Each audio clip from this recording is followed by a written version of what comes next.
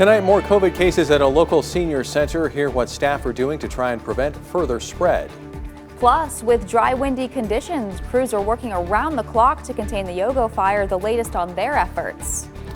And later, lining up for flu shots, why nurses say it's more important now than ever. From Montana's news leader, this is the MTN 530 News. Also tonight, a case of stolen valor, why the ACLU is standing up for the two defendants in that case. Thanks for joining us. I'm Tim McGonigal. And I'm Hallie Schwinnard. First tonight, more residents at a local senior care facility have tested positive for COVID-19. 6 residents at Benefic's Eastview Care Center now have the virus. As we've reported, the hospital announced over the weekend 3 residents had tested positive. All residents have been tested and are now having their vital signs checked 3 times a day instead of 2. 7 staff members have also tested positive. Only 2 were showing symptoms when they were tested. Staff members are now being tested for the virus twice a week. We've taken every precaution that the CDC and CMS has given us, their guidelines, plus more to try to keep our residents safe. When we had the first resident turn positive on Friday, it was gut-wrenching because we thought we have done everything possible. Now, we did reach out to the health department to see if any other local senior care facilities have reported positive cases, but we did not hear back. Well, Montana has reached a pair of stark milestones on the coronavirus front. 3 deaths have pushed the statewide total to 200. And for the first time, the state has eclipsed 500 total cases. Of the 504 new cases, 124 are in Flathead County. There are more than 5,000 active cases in Montana, with 216 Montanans hospitalized. Another slow day of growth for the Yogo fire in Judith Basin County. The U.S. Forest Service saying the blaze is just shy of 3,000 acres tonight, growing just a couple hundred acres since yesterday. The Forest Service says their crew now consists of 79 people and 4 aircraft. They are dealing with gusty winds, dry conditions, and low humidity, prompting a red flag warning for that area. The cause of this fire is still under investigation. Work to repair and reopen a local fire station closed since January could soon get underway. MTN's Coulter Anstad explains what's expected to happen tonight and what the reopening would mean for the fire department and the community. So this is our old shower laundry area. Fire Station 4 in Great Falls needs a lot of work. There's no kitchen, there's no bathroom, no shower, locker room area. So we'd have to get that going. We don't have any laundry facilities for our equipment. At their meeting Tuesday night, city commissioners will consider awarding a contract for a little over $217,000 to WVH Enterprises for the work. The fire station has been essentially unusable since sewer line repairs were done earlier this year. We never wanted to leave a district unprotected, and we've done everything in our power that we could to try to minimize the offset of that. Since the closure, the firefighters who work at the station have had to work out of Station 1. While that may not be ideal, it hasn't been all bad. District 1 is our busiest house, about 3,800 calls a year. So having 2 crews run out of that house has really helped us with the call volume in that district. Interim Fire Chief Jeremy Jones says if the commissioners approve the bid for the work, it will feel like the light at the end of the tunnel. Everyone's anxious to get this going, to get this project done, and to see it come to completion. In Great Falls, Coulter Anstad, MTN News. If the bid is approved, Jones is hopeful the work will be completed in February or March of next year. Well, it's been a very windy day, and that's causing some concern for fire weather. Here's meteorologist Grant Garland with a first look at the forecast.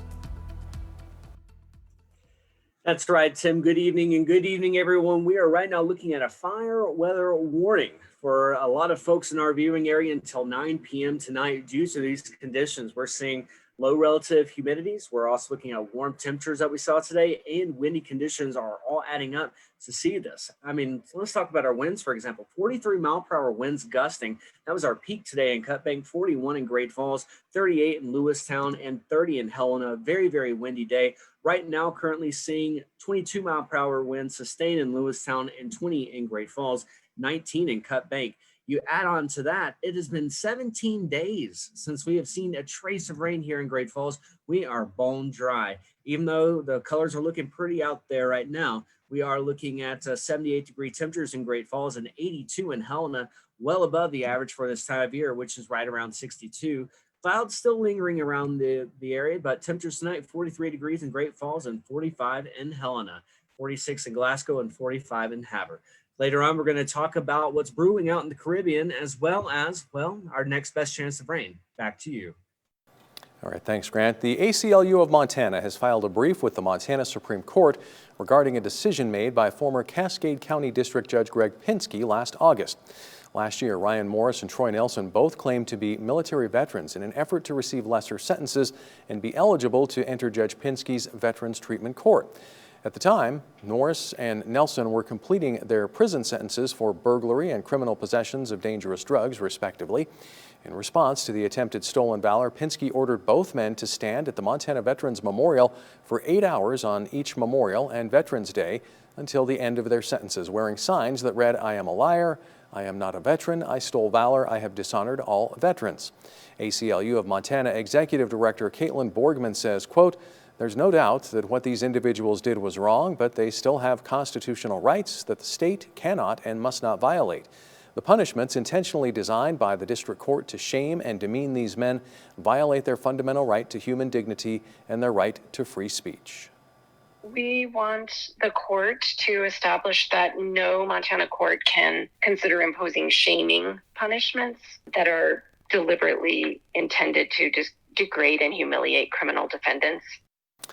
Judge Pinsky announced his resignation from Great Falls District Court in July. He did not return a request for comment. October is National Domestic Abuse Awareness Month. The Young Women's Christian Association of Great Falls is doing their part to raise awareness. The YWCA is an organization that has been dedicated to empowering women and promoting peace for over 160 years. For the month of October, they're selling purple sweatshirts with the phrase "Silence hides violence." They're also giving away free tissues with their 24-hour hotline phone number. The victims can call for safe counseling and other helpful resources. The YWCA also display purple butterflies in their front yard of their facility to promote awareness for domestic abuse, an issue they say has become worse over the past year that could be to blame on the pandemic. There's a lot of tensions that are climbing for all of us within every one of our families, and so domestic violence would obviously have an increase. So we're definitely seeing that. For more information and ways you can get help, head to our website, krtv.com. Still to come tonight, a warning: COVID and influenza can overwhelm the healthcare system. Details next.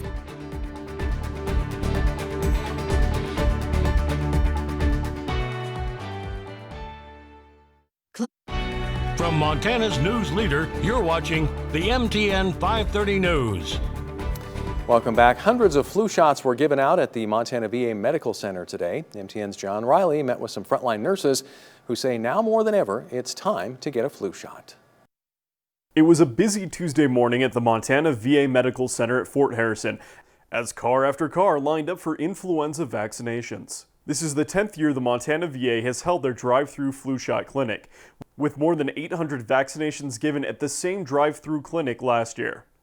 Registered nurse Katie Temple says with COVID having similar symptoms to influenza, this year is more important than ever to get vaccinated. And so it's super important to get your flu shot to protect yourself, but also to protect those who are in your life that might be immunocompromised, over the age of 65, those other people around you that you might not even think that you could spread the flu virus to, even if you don't get sick.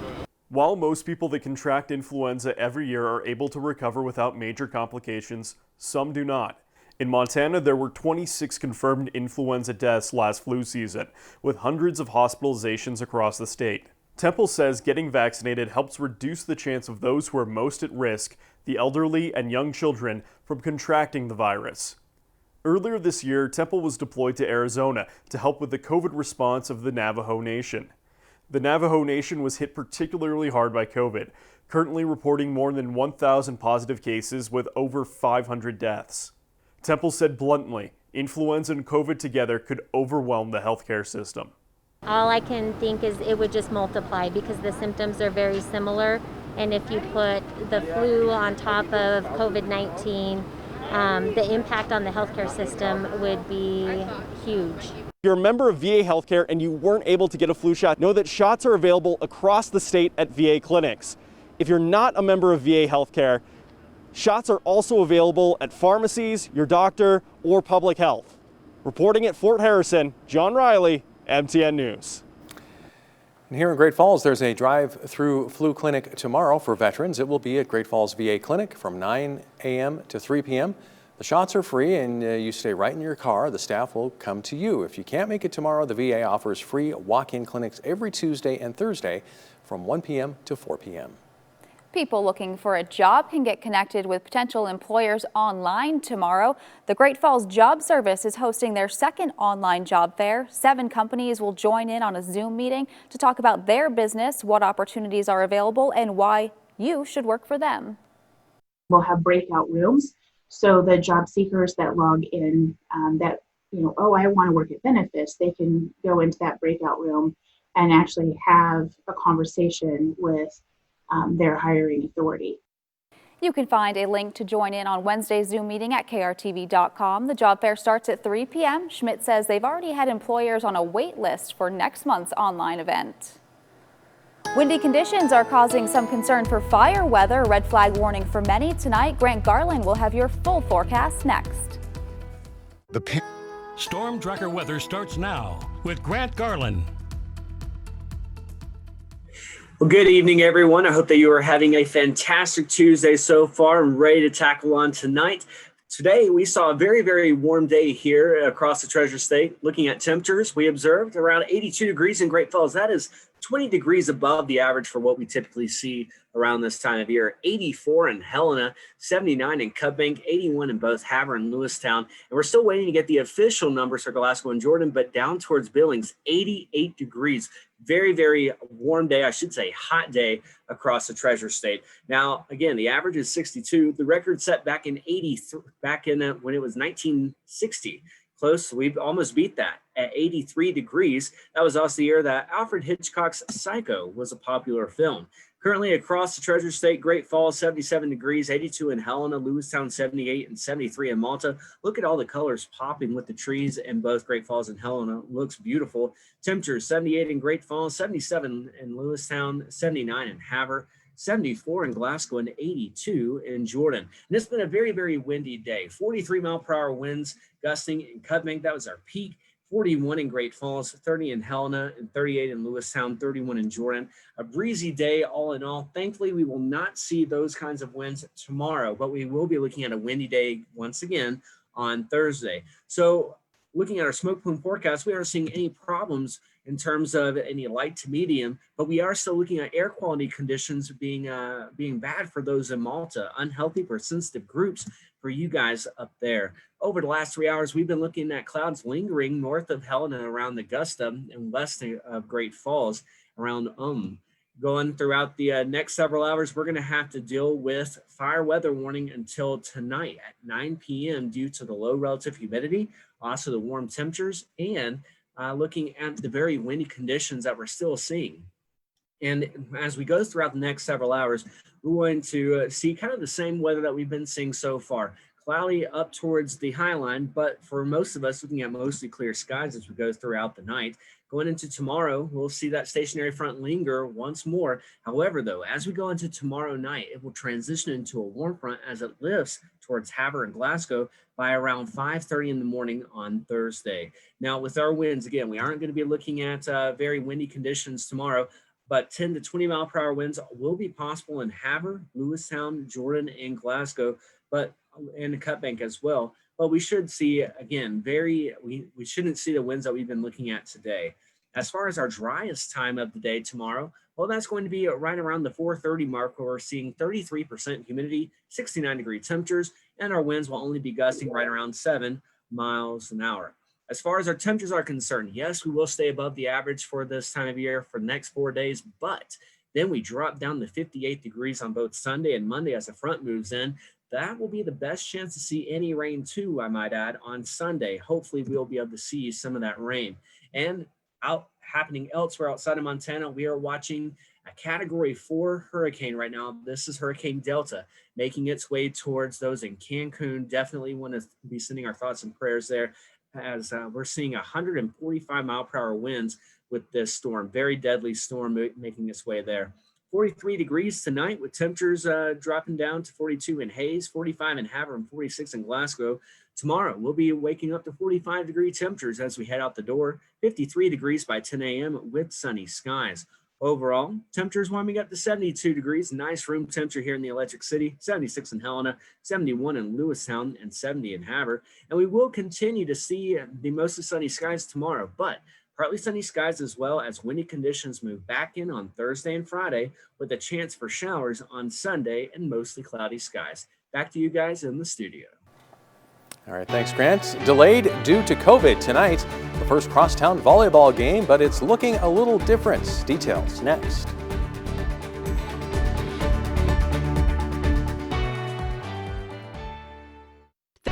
From Montana's news leader, you're watching the MTN 530 News. The first Great Falls crosstown volleyball matchup tips off tonight at Swarthout Fieldhouse. Tom Wiley tells us why this year's game will look and feel a little different for the players. After some postponements and rescheduling as teams reckon with positive COVID-19 cases in the school district, we've finally made it to Crosstown Volleyball Week in Great Falls.